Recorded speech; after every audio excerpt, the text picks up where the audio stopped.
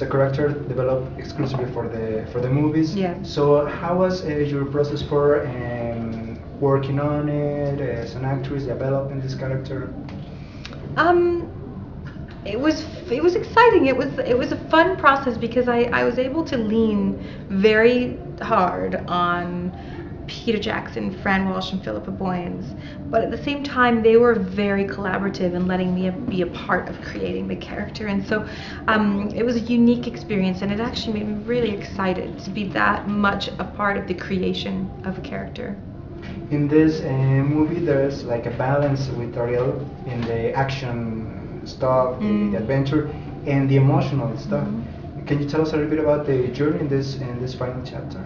I love playing that balance. I love seeing a character who's well-rounded, and I like to see characters who get humbled in movies. That's always a fun thing to watch, and that's really what happens with Tauriel. It's sort of a coming-of-age story where she starts out a ballsy kind of teenager rebel, and then she goes out into the wide world, and the wide world kind of kicks her in the ass, and she is humbled, and she is terrified, and she's shocked, and she's disappointed, but she also finds something incredibly beautiful that she's never experienced before.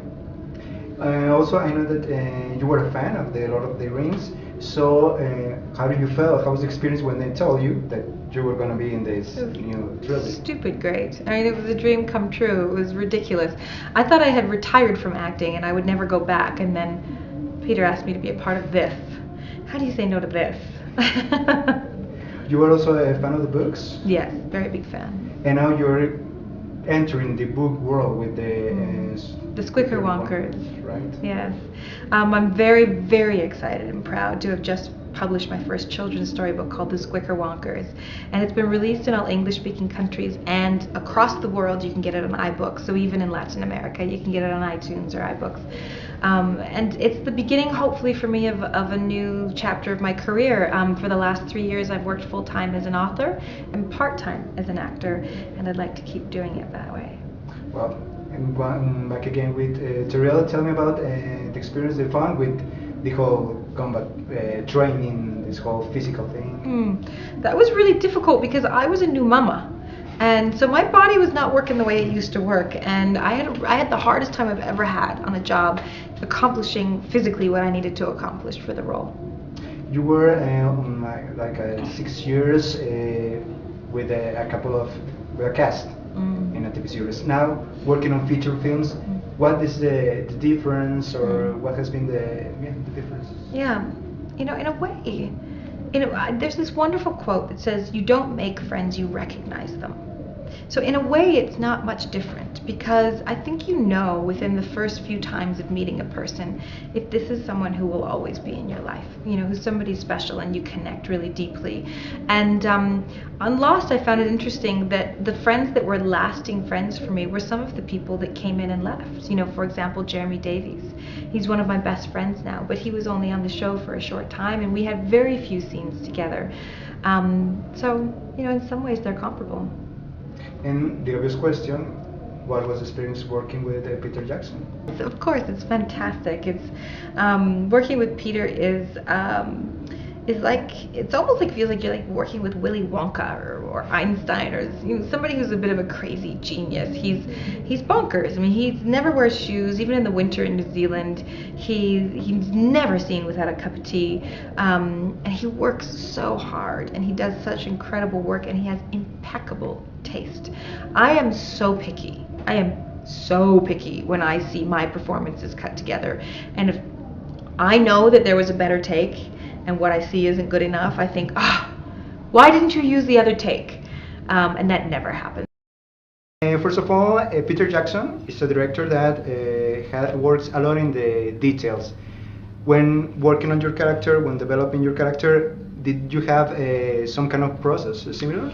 Yeah, I mean, the first conversation I had was with Philippa Boyens. I was in London and she was in Portland, and we were speaking about the character, and I happened to just say, oh yeah, well he's obviously a widow, and she was like, he's not a widow, Bard's not a widow, Bard has a wife, and I was like, oh, I always thought, because I hadn't read the script at that point, I just read the synopsis, and I was like, I always thought that he was a widower with his child. And she was like, no, but I like the idea of that. And she went away, and they killed my wife off, and I gained one more child. So I was very much involved in the creation of Bard and how he ended up looking and acting and being on screen. So the attention is in the detail, and I felt like I was part of that detail, which is good. And you're also a Welsh actor. Did you took some part of it for your character? Yeah, I took the accent, which is a big deal. He's not just it's not just him that speaks with a Welsh accent, but it's also his children and ancestors of Dale. They all have a Welsh accent, which is an interesting. I didn't realize at the time when I said, "Oh yeah, I'll do a Welsh accent," that it would have such an impact on the storyline of the Hobbit film. And you also been in some other movies with a lot of special effects, but Lord of the Rings, The Hobbit, they go a little bit further. How was your experience in the special effect area? You get used to it after a while. I mean, there are moments when you just have to really disappear inside your head and forget that there's just green screen everywhere and there's people, holding sticks and shaking the cart that you are standing in. There's a lot of that, but you just get used to it after a while. And you have to really trust Peter's imagery that he shows you, or just your own imagination. It's a tool that actors have to use regularly on films now. And how's the training, the archery, the combat training? Amazing, yeah. I love all of that. It's really fun to play with bow and arrow and learn how to do it properly.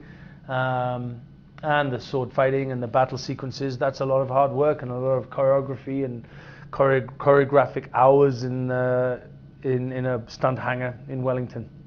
And also filming in New Zealand, for you especially, how do you feel? I had the best time. New Zealand is an amazing city, an amazing country, and Wellington's a great city, and the people are what make that country is what it is. They're very warm, embracing people, and it was my home for a year. And also, there's the obvious question of how do you feel, how was the experience of working with Peter Jackson? Fantastic. I know he's loved very much here in Mexico and Latin America, and I felt very lucky to be one of those actors that could actually work with him and get to have one-on-one time with him and really we enjoyed every minute of it. It was really fun. I hope I get to do it again one day. And finally, tell us a little bit about the evolution of your character in this third film. Well, he has an enormous arc of a journey. He starts as a lowly bargeman who ships in those dwarves, gets carried away with getting them back out of Lake Town. Then this dragon descends on Lake Town, and you watch this man who has to protect his children. Basically, that's what he's doing. He's protecting his family, and in secondary, he's protecting his people. And somehow, he ends up becoming the leader of this people, and then the leader of the human army. So it's an incredible trajectory that he goes on, and it was a really fun thing.